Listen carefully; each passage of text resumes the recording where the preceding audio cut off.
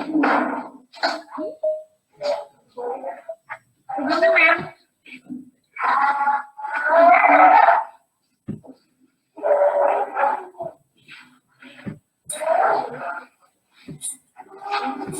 morning, ma'am.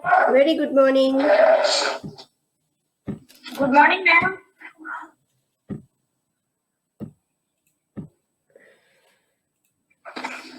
This will give a lot of trouble.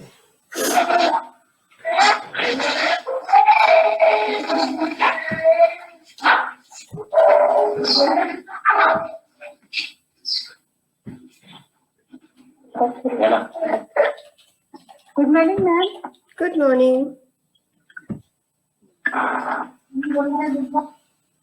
Good morning, ma'am. Very good morning, beta. Good morning, ma'am.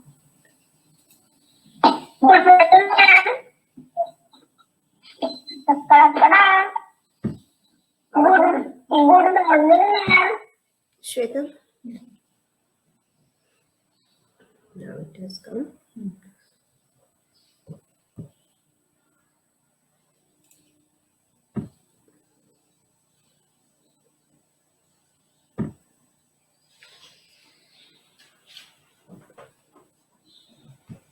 Good morning, ma'am.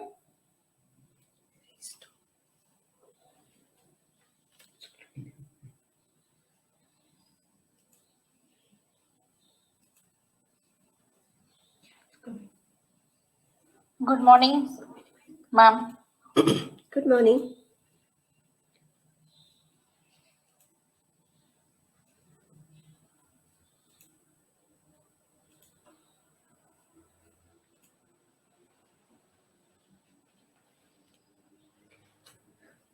So, good morning, everyone. I welcome all the parents for this session. I, on behalf of Edify School Amravati Principal, welcome all the parents for this wonderful session of National Education Policy 2020.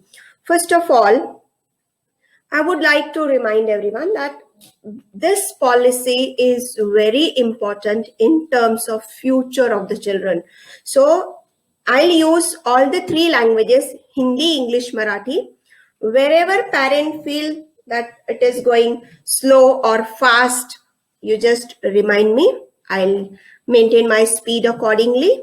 And if there are any queries, all the parents are requested that in the end, we are going to keep question and answer session so you can ask whatever you feel like. So once again, I welcome you all for this wonderful webinar on National Education Policy 2020. Now, basically, what is the vision of the policy? Vision of the policy is to develop an education system deeply rooted in Indian ethos, which has the capability to provide high quality education to compete in the global world. First of all, parents, let me explain about something about our education policies. After independence, this is our third education policy. Earlier two policies have done wonderful work, but still somewhere we were feeling, government was feeling that there should be some reforms in the education which are necessary for the holistic development of the children. So this is the vision of the policy, that we want to develop children, we want to develop entire education system which will be deeply rooted to Indian in ethos, but it will have global perspective, it will have global vision also. We want our children to be globally ready for the things, and the curriculum and pedagogy must develop a sense of respect towards fundamental duties and Constitution of India and our deep bond with the country.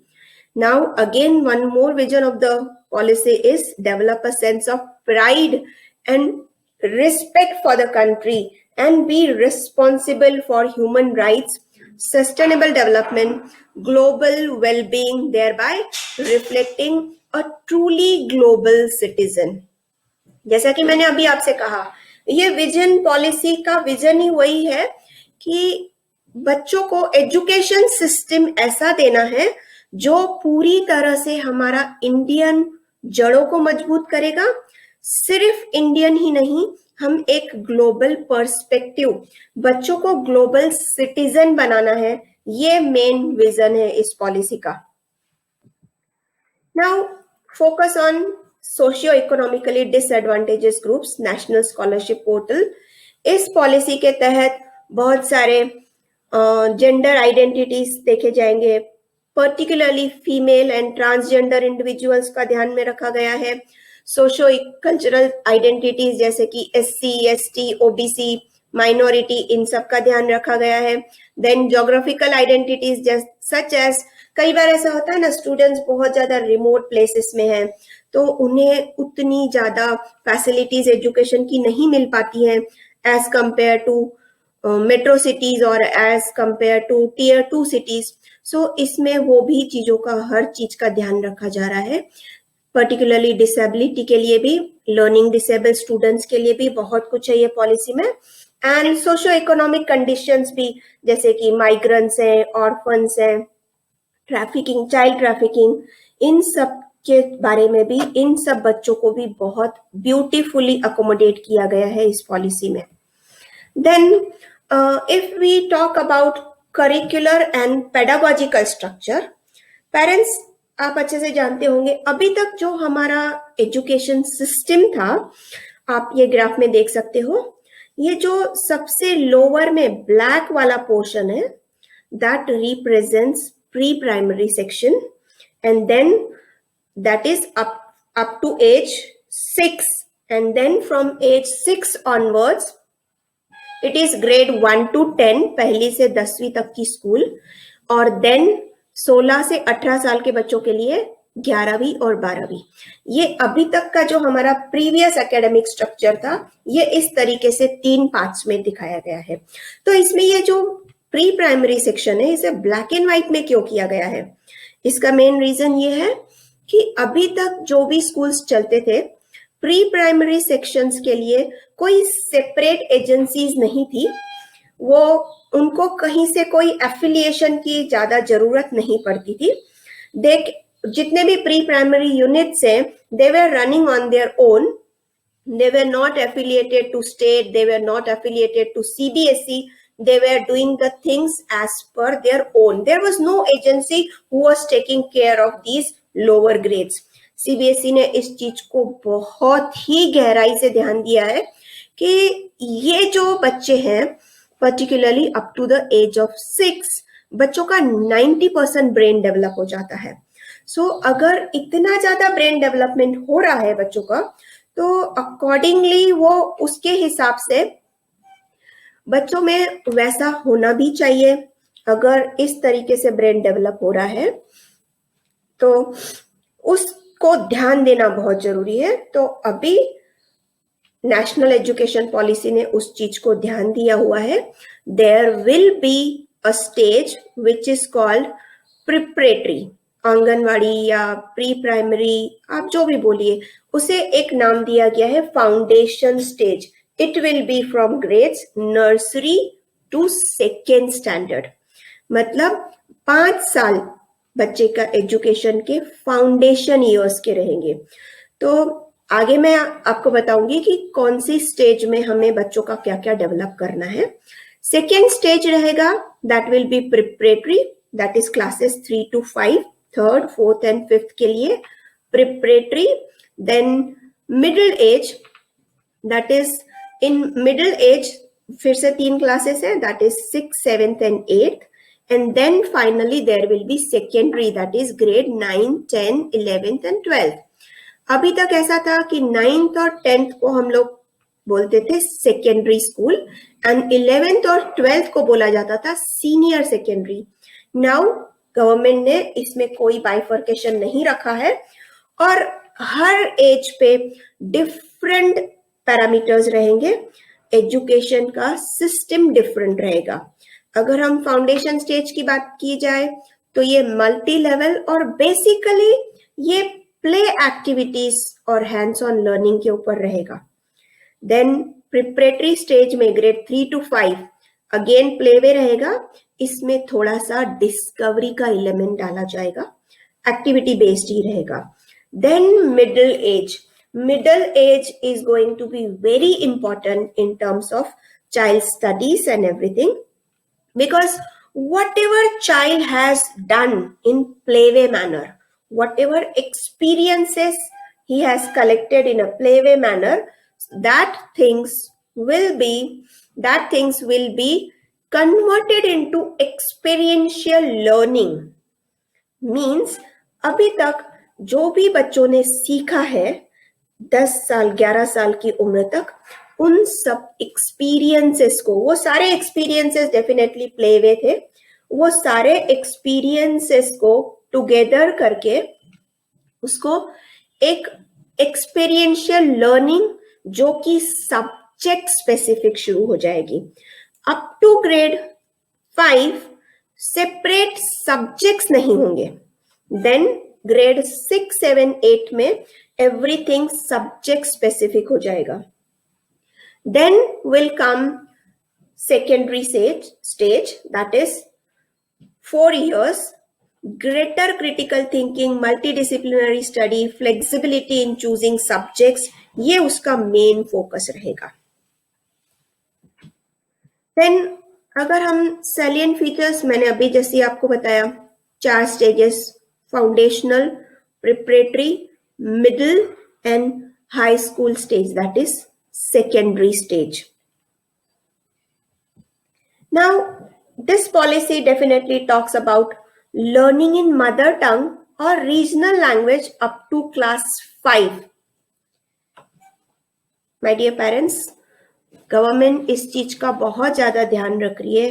As I just now said कि up to age 6 बच्चे का बहुत ज्यादा development होता है brain का.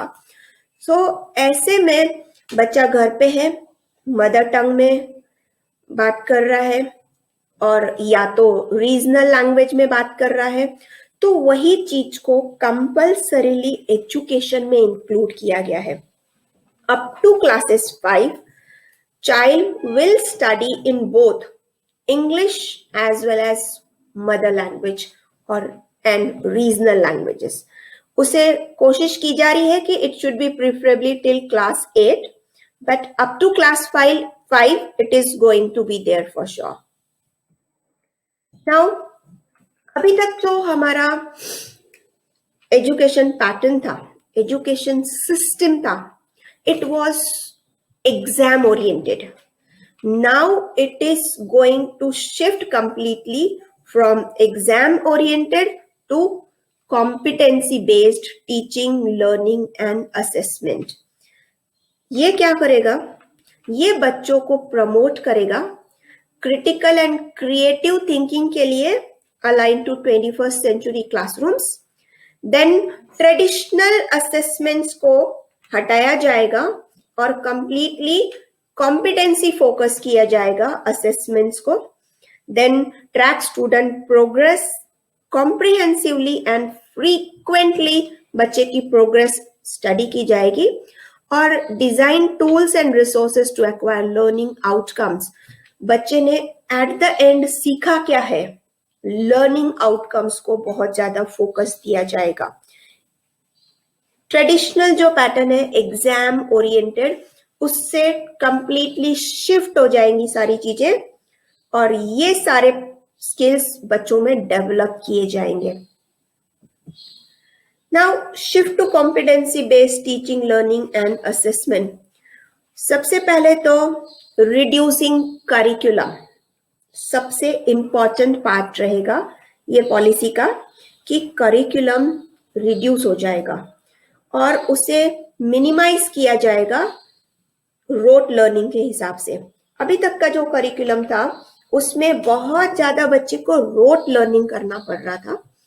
Learning outcome based curriculum होगा and shifting traditional assessments to competency focused and promoting sports integrated, art integrated learning in classroom for holistic development. ऐसे कई पेरेंट्स है ना जो सोचते हैं कि क्या जरूरत है बच्चों को, बच्चे स्कूल में जा रहे हैं तो सिर्फ पढ़ना होना चाहिए, आर्ट क्यों, म्यूजिक क्यों, डांस क्यों, स्पोर्ट्स क्यों, ये चीजों को कंप्लीटली गवर्नमेंट ने शिफ्ट कर दिया है कि ये क्यों वाला मैटर ही नहीं रहेगा, बिकॉज होलिस्टिक डेवलपमेंट का मतलब ही वही होता है, बच्चे को पूरी तरह से सिखाया जाए कि इन सब चीजों को इंटीग्रेट कैसे करके अपनी लाइफ को कैसे अच्छे से सस्टेन करना है अलॉन्ग विथ एजुकेशन। सो जो भी करिकुलम नया बनाया जाएगा वो स्पोर्ट इंटीग्रेटेड होगा, जिसकी शुरुआत हम ऑलरेडी कर चुके हैं। कंपल्सरी 1 पीरियड ऑफ स्पोर्ट, जो कि 2 साल से गवर्नमेंट ने ऑलरेडी चेंज लाया हुआ है। Then art integrated learning and then holistic development. Art integrated, मैं ये नहीं कहूंगी कि ओनली आर्ट इंटीग्रेटेड रहेगा, जो भी करिकुलम डेवलप हो रहा है उसमें मल्टी डिसिप्लिनरी अप्रोच लाया जा रहा है। मल्टी डिसिप्लिनरी अप्रोच का मतलब होता है कि सारे के सारे अप्रोचेस टुगेदर होंगे, हर सब्जेक्ट का एक दूसरे के साथ लिंक होता है और उस लिंक के जरिए बच्चों को वो सब्जेक्ट मैटर क्लियर किया जाएगा। ये कंप्लीटली कंसेप्चुअल बेस्ड और कॉम्पिटेंसी बेस्ड करिकुलम होगा। Now again, transforming assessment and tracking student progress across school years. All students will take school examinations. ये गवर्नमेंट की तरफ से कंपलसरी रहेगा ग्रेड 3, 5 और 8 में एग्जाम्स देना। Board exams will continue for 10th and 12th rooms, but the existing system of board and entrance examination will be improved to eliminate the need for coaching classes. अभी आजकल एक trend सा हो गया है, बच्चा हर चीज के लिए कोचिंग में जा रहा है। कुछ कुछ जगहों पर तो ऐसा है कि पेरेंट्स को कोचिंग क्लासेस के कोचेस के ऊपर या टीचर्स के ऊपर ज्यादा बिलीफ है रादर देन स्कूल। इससे क्या हो रहा है, बच्चा डाइवर्ट हो रहा है, बच्चा कंप्लीटली रोट लर्निंग की तरफ जा रहा है, बिकॉज कोचिंग क्लासेस वाले अपने 1-1.5 घंटे में कंप्लीटली वही करते हैं कि जो भी सब्जेक्ट मैटर पढ़ाया जा रहा है उसी चीज को रिपीट कर करके रोट लर्निंग। उनका फोकस कंप्लीटली एग्जाम ओरिएंटेड होता है, जबकि बोर्ड कंप्लीटली कोशिश कर रही है कि ये जो एग्जाम ओरिएंटेड फोकस है ये कंप्लीटली बंद होना चाहिए और ये रोट लर्निंग वाला सिस्टम ही नहीं रहना चाहिए। तो डेफिनेटली अगर रोट लर्निंग नहीं है, एग्जाम ओरिएंटेड नहीं है, तो फिर कोचिंग की जरूरत ही नहीं पड़नी चाहिए। तो गवर्नमेंट पूरी तरह से इस चीज का ध्यान रख रही है कि जो भी करिकुलम बनाया जाएगा वो इन सब चीजों को ध्यान में रख के बनाया जा रहा है। And redesigning report cards to assess holistic development of each child. Students will be evaluated on cognitive, affective and psychomotor domains. बच्चों को बिल्कुल भी ये नहीं किया जाएगा कि ये सब्जेक्ट में कितने मार्क्स है या वो सब्जेक्ट में कितने मार्क्स है। एज आई अर्लियर सेड कि अप टू ग्रेड 5 तो सब्जेक्ट बाइफर्केशन ही नहीं होगा, अप टू ग्रेड 3rd तो बिल्कुल भी नहीं रहेगा, ग्रेड 3 ऑनवर्ड्स थोड़ा थोड़ा स्विच करेंगे, ग्रेड 5 ऑनवर्ड्स स्पेसिफिक सब्जेक्ट्स होंगे। तो जब सब्जेक्ट्स ही नहीं है तो बच्चों को इवैल्यूएट कैसे किया जाएगा? डेफिनेटली बच्चों को इवैल्यूएट किया जाएगा उनके स्टेजेस के ऊपर, कॉग्निटिव के ऊपर, अफेक्टिव और साइकोमोटर डोमेन्स के ऊपर उन्हें इवैल्यूएट किया जाएगा। देन बैगलेस डेज, पूरे साल में 10 बैगलेस डेज कंपल्सरी अरेंज किए जाएंगे और एम्फेसिस रहेगा पूरी तरह से वोकेशनल एजुकेशन के ऊपर। अभी तक हम करते थे ना मस्ती की पाठशाला, प्रिंसिपल की पाठशाला, देखिए वही चीज यहां भी आ ही गई। एंड देखिए बैग भी कितना खुश है, मुझे भी मिलेगा अभी rest. 10 bagless period during grade 6 to 8, emphasis on vocational courses. Vocational courses का मतलब ये होता है पेरेंट्स के बच्चों को उनके इंटरेस्ट के हिसाब से जो भी उन्हें चूज करना है, से फॉर एग्जांपल अगर बच्चे को चूज करना है कि मुझे डांस सीखना है, तो वो अपने रेगुलर स्टडीज में डांस पीरियड इंक्लूड कर सकता है, म्यूजिक उनके रेगुलर स्टडीज में इंक्लूड होंगे।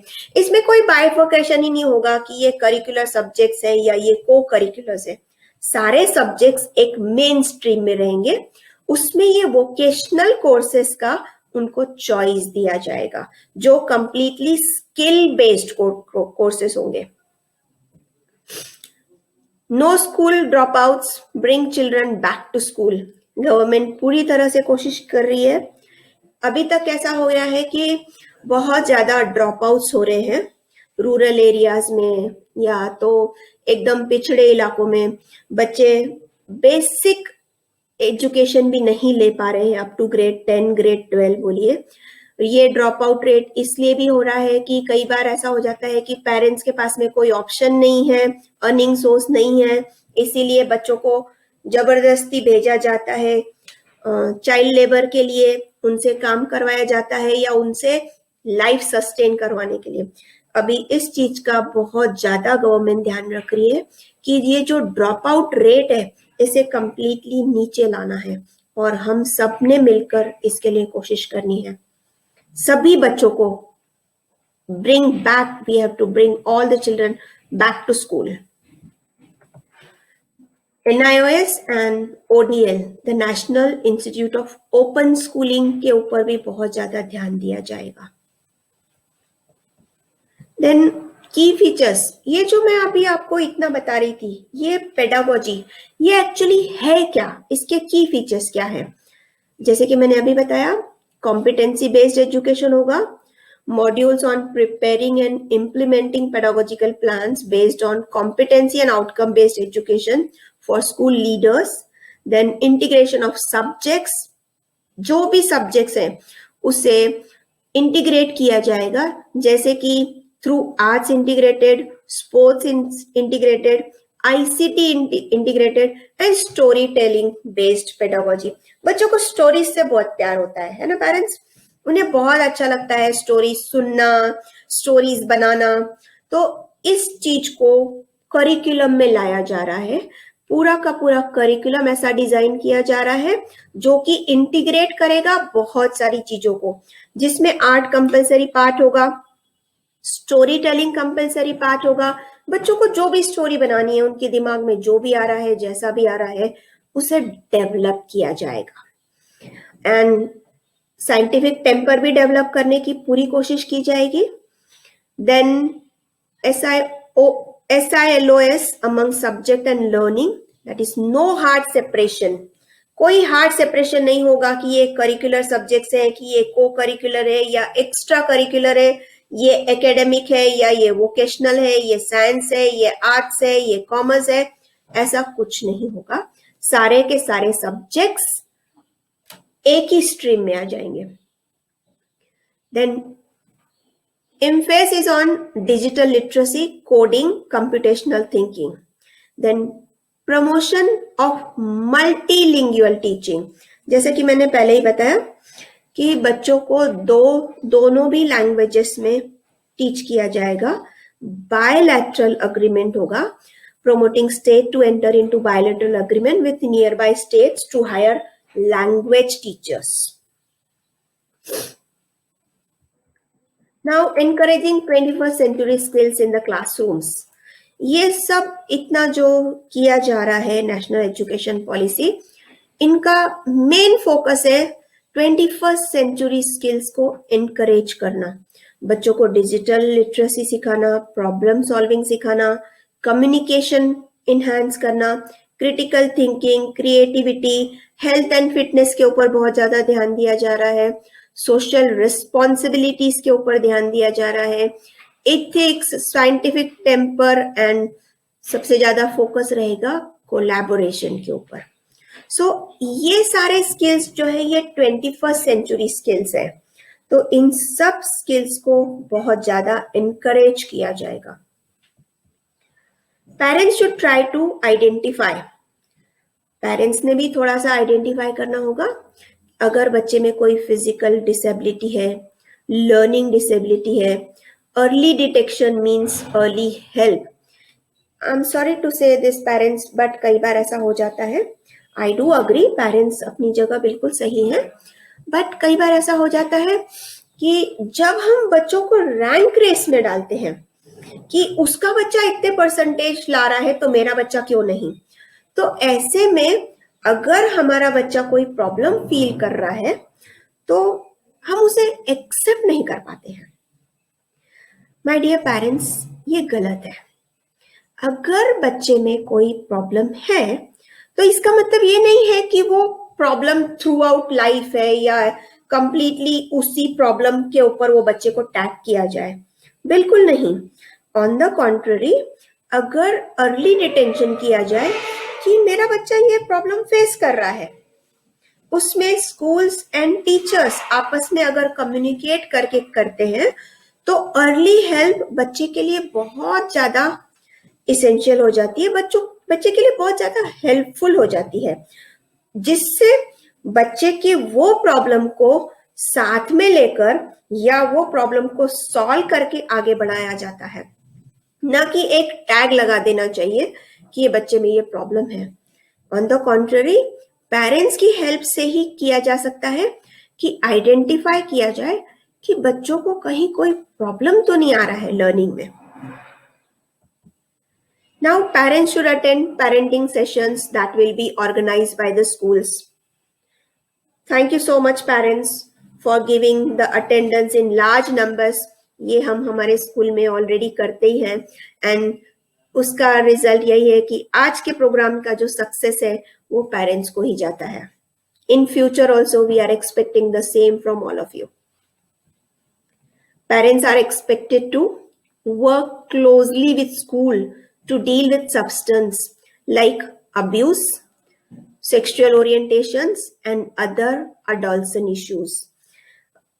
अगर आपको याद होगा पेरेंट्स, तो लास्ट ईयर पेरेंट ओरिएंटेशन में मैंने ये टॉपिक्स आप लोगों के साथ डिस्कस किए थे in parent orientation regarding child abuse.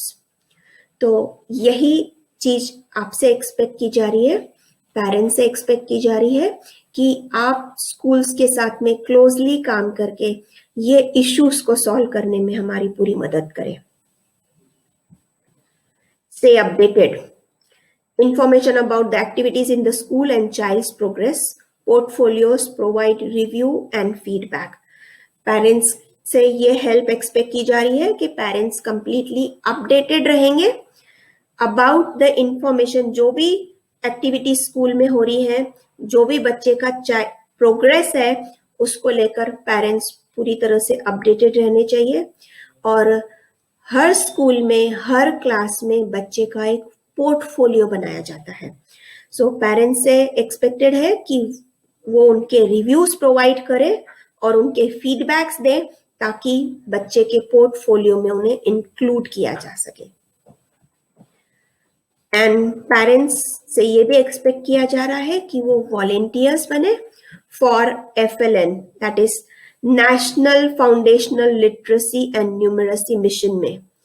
Field visits, sports या आर्ट्स एग्जीबिशंस में, एनुअल फंक्शंस में और स्कूल मैगजीन्स में एक्सेट्रा में पेरेंट्स से रिक्वेस्ट की जा रही है कि वो वॉलेंटियर करें और स्कूल को हेल्प करें ये सब चीजें ऑर्गेनाइज करने में, जिससे कि बच्चे की ओवरऑल और होलिस्टिक ग्रोथ हो सके. Exposure lecture by parent specialist. अगर कोई पेरेंट की कोई स्पेशलिटी है फील्ड में तो वो पेरेंट खुद होके स्कूल को इन्फॉर्म करे कि मैम हम इस चीज के ऊपर एक लेक्चर अरेंज करना चाहते हैं बच्चों को इंफॉर्मेशन देने के लिए. Then parent representative for PTM, new parents. Do you know your class parent representative? Your class lifeline. Parent representative एक क्लास के लिए लाइफलाइन का काम करते हैं. तो पेरेंट रिप्रेजेंटेटिव्स और PTM के लिए बहुत ज्यादा फोकस किया जाएगा न्यू एजुकेशन पॉलिसी में. पेरेंट्स एंगेजमेंट एक्टिविटीज भी बहुत ज्यादा अरेंज होंगे स्कूल्स में. involved in community outreach programs by school. Thank you so much, parents, and happy parenting with the new national education policy. Thank you so much. Now here I open the session for Q&A.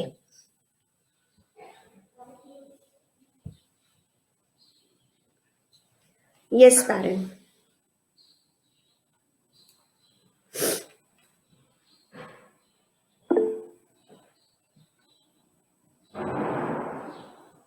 Excuse me, ma'am. Yes, ma'am. Can you explain about the language, as it is said that the education will be in the mother tongue? Yeah. How it is going to happen?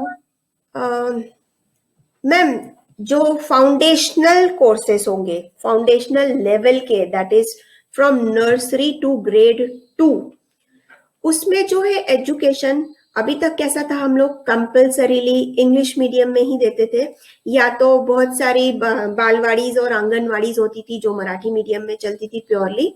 अभी तक ये जो foundational courses थे इसके लिए कोई authorised agency नहीं थी, कोई ऑथोराइज्ड करिकुलम नहीं था, तो अब उसे इंक्लूड किया गया है।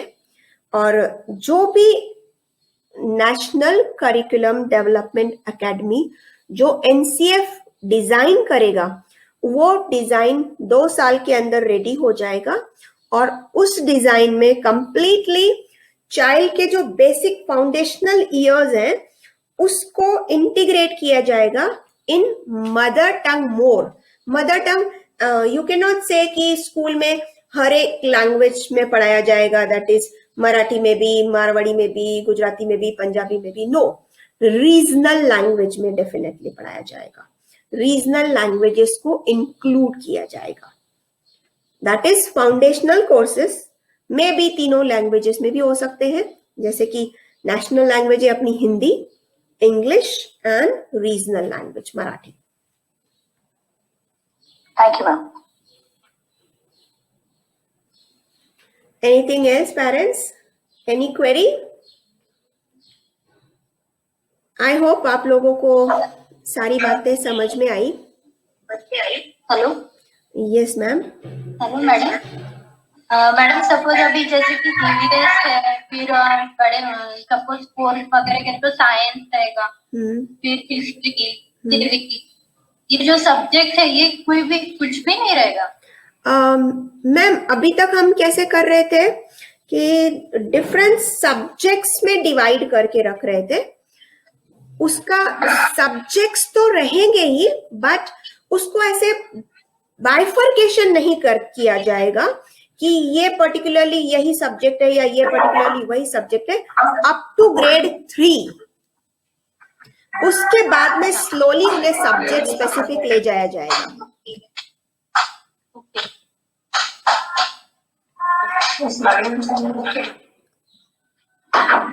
Thank you ma'am.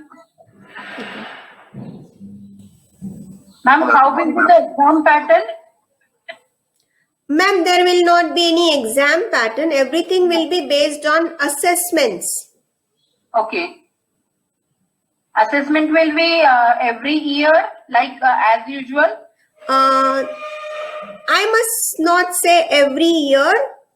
On the contrary, it will be every month or every fortnight. Okay. Good morning, Kirade sir. Good morning, ma'am. Good morning. Thanks for arranging such a nice informative session. Most of the parents who are not in touch with academics are not aware about this one. Yes, sir. सबसे बड़ी समस्या मैं parent में जो देख रहा हूँ वो ये है कि न्यू एजुकेशन पॉलिसी के लिए अपने बच्चों को किस चीज में गति है, in which field is having interest, they themselves are not aware. Yes. बहुत सारे लोग से बच्चों पे भी एक्सपेरिमेंट किए जा रहे हैं, मतलब कोई डांस में, कोई म्यूजिक में, कुछ मतलब ऐसा थोड़ा मिक्स पैटर्न चल रहा है। Seen those who are not having the interest in the sports, they are inducted in sports. तो मुझे लगता है कि जैसे कि हम एक्सपेरिमेंट थोड़े से सीनियर लेवल पे कर रहे हैं, there should be some scope for psychometric test, so the parents who are having the confusion about the capabilities or the emotional quotients of the students or their words, definitely they should go for that, कि उनको पता चले कि अपना बच्चा, अपना लड़का लड़की कौन सी इसमें अच्छा है फील्ड में, कि ताकि उसको किस चीज में नर्चर कर सके। एग्जैक्टली। और ये फैसिलिटी आज के शहर में एक तो मतलब बहुत ही चुनी हुई जगह पे अवेलेबल है। तो मुझे लगता है कि थोड़ा सा जो कंफ्यूज पेरेंट्स है, मैं उनको कंफ्यूज कहूंगा, उनको अपने बच्चों को जानने के लिए थोड़ा सा इमोमेट्रिक टेस्ट की तरफ थोड़ा सा ध्यान देना चाहिए, उनकी वो टेस्ट करवा लेनी चाहिए ताकि उनको पता चले। Thank you Sanjay, thank you केरले सर, आपने तो मेरे दिल की बात ही कह दी कि सर उसके लिए कहीं और आपको जाने की जरूरत नहीं है, हमारे स्कूल में ही ये सारी साइकोमेट्रिक टेस्टिंग अवेलेबल है from grade 6 onwards. Yes. It is available now also, sir. Yes, thank you. Parents, जैसे अभी सर ने कहा ही, एक बहुत ही इम्पोर्टेंट बात सर ने कही है, मैं थोड़ा सा इसके ऊपर बताना चाहूंगी। कैसा होता है पेरेंट्स के बच्चों के अंदर जो है ना, हम लोग जैसे कि बहुत ज्यादा रैंक रेस में भी जाते हैं, उसका इम्पैक्ट कहीं ना कहीं बच्चों के ऊपर पड़ता है।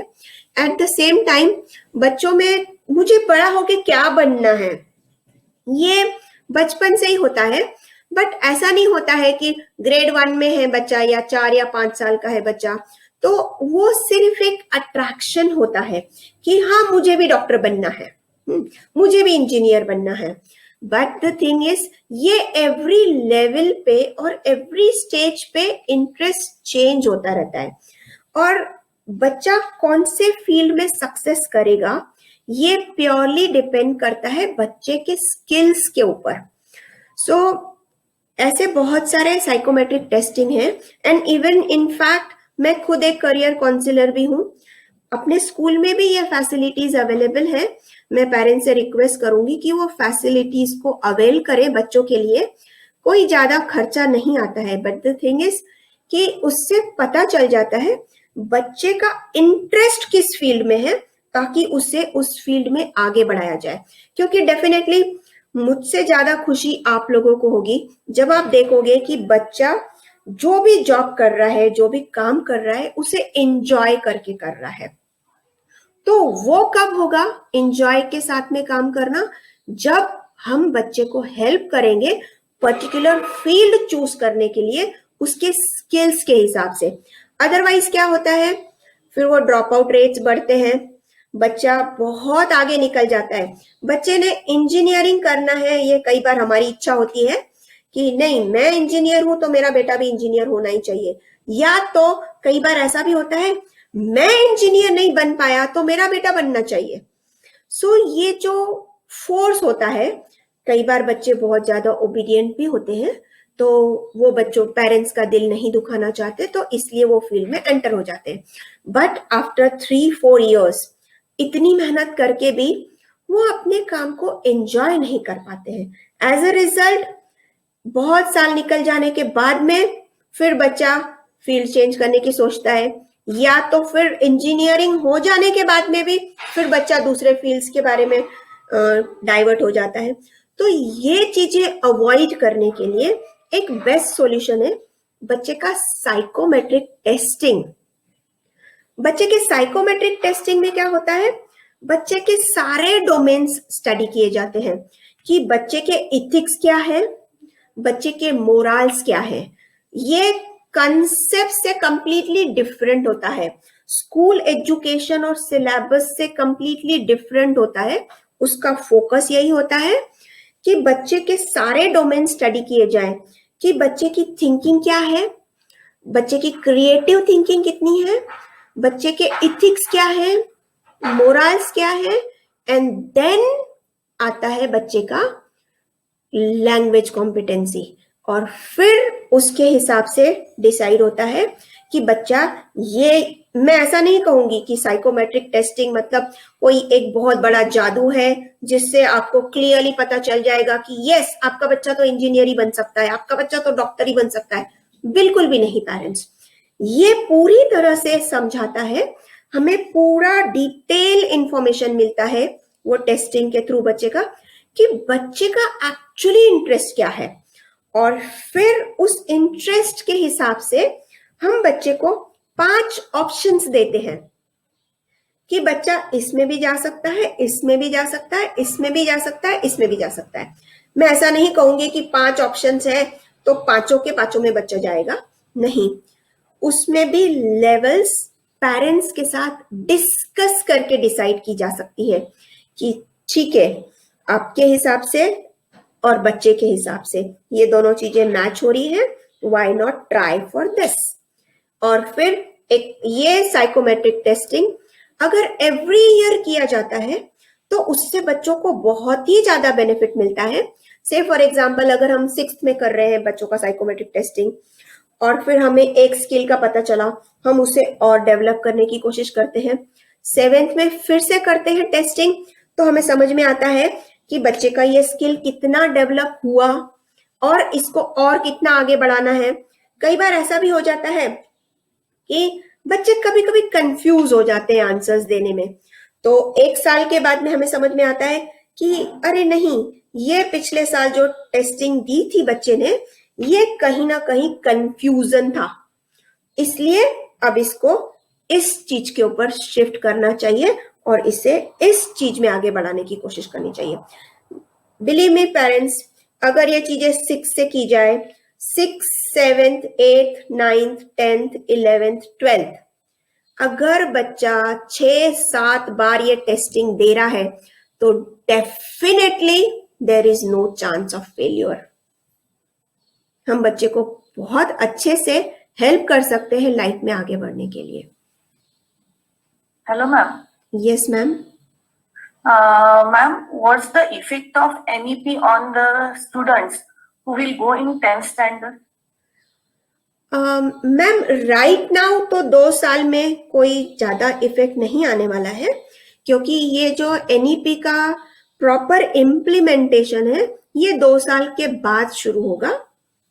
अभी अगर आपका बच्चा 10th में है तो वो वही सेम सिस्टम में ही चलेगा। उसके बाद में जो होगा, बच्चों को 9th to 12th एक ही लेवल गिनी जाएगी, that is secondary level, and then board exams 10th और 12th में वैसे ही रहेंगे जैसे अभी चल रहे हैं। फर्क ये पड़ेगा NEP के बाद में कि अभी तक जो है वो बच्चों के जो मार्किंग स्कीम होती है, अभी 10% ऑब्जेक्टिव था, उसको गवर्नमेंट ने दिस ईयर से 20% किया है, उसको बढ़ा के 2030 तक 60% पर लाया जाएगा। 60% ऑब्जेक्टिव्स मीन्स आप समझ सकते हैं पेरेंट्स कि 60% उनकी कॉम्पिटेंसी के ऊपर कि उन्होंने जो नॉलेज एक्वायर किया है वो लाइफ में कैसे अप्लाई कर रहे हैं, एप्लीकेशन के ऊपर बेस्ड होगा। सो डेफिनेटली उनके लिए बहुत हेल्पफुल रहेगा बच्चों के लिए। Thank you, ma'am. Welcome. Excuse me, ma'am. So there will be board for the 10th also yes after this. Yes 10th और 12th बोर्ड रहेंगे ही। उसके बाद में 12th के Excuse me, बाद ma'am? में भी। Yes ma'am. मैम जो बच्चे आज 8th में हैं, तो उनके लिए नेक्स्ट ईयर के लिए 9th जो रहेगा वो सेमेस्टर पैटर्न में रहेगा क्या? मैम वैसा ही रहेगा 2 साल तक जैसा चल रहा है, semester pattern, credit pattern.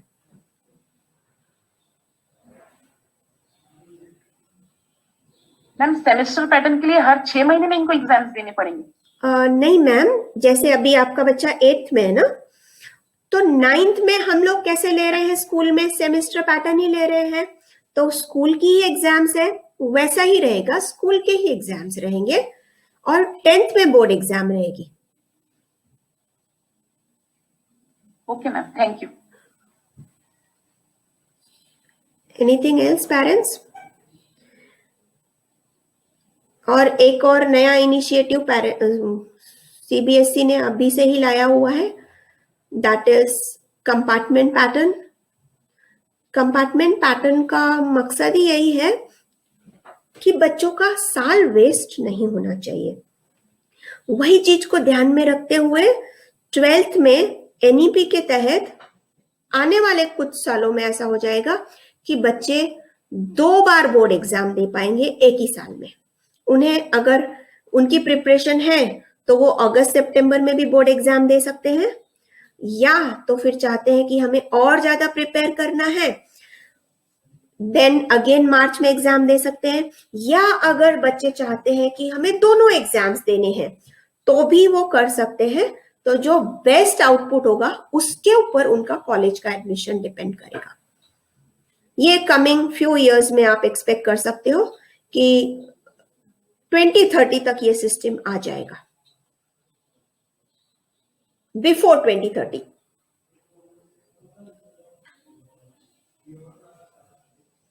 Anything else, parent? So should I conclude the meeting? Hi, good morning, ma'am. Just one simple question, as far as I can understand. This new NEP, what you talked about, new education policy, Okay. is going to be implemented after 2 years from now, right? Yes. Okay. 5 years of from the preparatory, then foundation, preparatory, middle, and then 5 plus secondary. 3 plus 3 Removing plus 4. higher secondary concept from now on. Yes. So from class 8, will the student get the option to select his or her stream, like arts, commerce, science, from class 8 onwards or class 10? Sir देखिए, जैसे कि you were there in the beginning. I was there, but I was like work calls kept coming, so missed it quite quick. Yeah. Sorry No about that. problem, no problem, sir. Basically ये जो grade 8 onwards है, subject specific, पहली बात तो NEP suggest कर रही है कि कोई स्ट्रीम्स का बाइफर्केशन ही नहीं होगा। कि अभी जो हम कर रहे हैं कि अगर मुझे इंजीनियर बनना है तो मुझे साइंस मैथ्स फील्ड में ही जाना है, या तो मुझे सीए करना है तो फिर मुझे कॉमर्स में ही जाना है। आगे चल के ये बाइफर्केशन ही नहीं रहेगा। There will not be any bifurcation between curricular, co-curricular and extracurricular activities. All subjects will be together. अगर बच्चा अच्छा है मैथमेटिक्स में तो वो मैथमेटिक्स के साथ में हिस्ट्री भी चूज कर सकता है। उसको मैथमेटिक्स और हिस्ट्री के साथ में डांस लेना है, डांस भी ले सकता है, म्यूजिक लेना है, म्यूजिक भी ले सकता है। ऐसा कोई पर्टिकुलरली बाइफर्केशन नहीं होगा कि ये आर्ट स्ट्रीम है, ये साइंस स्ट्रीम है या कॉमर्स स्ट्रीम है। बच्चा अपनी इच्छा से अपने सब्जेक्ट्स चूज कर सकता है कोई भी स्ट्रीम में। Till class 10 or till what? Class 12? Till 12th. Okay. Even after 12th also. So how will this joint entrance exams will be concluded? Because they are like hardcore physics, chemistry, maths for like engineers, and biology, physics and chemistry for like joint entrance for medicine. Yes. So how will that be done? If they are going to study all the subjects till class 12, how will they concentrate? No sir, no sir. As I told you, everything will be level specific. Up to grade 8 up to grade 5 will try to develop a lot of critical and problem solving skills which will be for their cognitive development. So उसी base के ऊपर आगे उनको जब subject specific हो जाएंगे, subjects choose करने होंगे बच्चे को, तो उसी टाइम पे वो बच्चा उसी लेवल से आगे बढ़ेगा। तो जितने भी एंट्रेंस टेस्ट होंगे वो बेस्ड होंगे ओवरऑल डेवलपमेंट, कॉग्निटिव डेवलपमेंट के ऊपर भी बेस्ड होंगे, प्रॉब्लम सॉल्विंग, क्रिटिकल थिंकिंग, इन सबको ज्यादा फोकस किया जाएगा rather than subject specific. Got it. So this NEP is applicable for state boards, ICSE and Yes CBSE? sir, this is national education policy. It will apply for everybody. Apply for everybody. Okay, cool. 5334 model. Yeah, got it. Thank you. Thank you. Ma'am, one query is that the syllabus for this NEP is same for the whole country, or is according to the state or according to the board? Ma'am, it will be according to board. National education policy का जो framework है उसके guidelines सबके लिए same रहेंगे। इन guidelines के ऊपर CBSE अपना करिकुलम डेवलप करेगी और स्टेट बोर्ड्स अपना करिकुलम डेवलप करेंगे। बट ओवरऑल एनईपी कोशिश यही कर रही है कि सारे के सारे करिकुलम्स एक साथ डेवलप हो, जिससे कि जो होलिस्टिक डेवलपमेंट की बात है वो हो सके, इररिस्पेक्टिव ऑफ बोर्ड। सारे बोर्ड्स को मिलके काम करना होगा।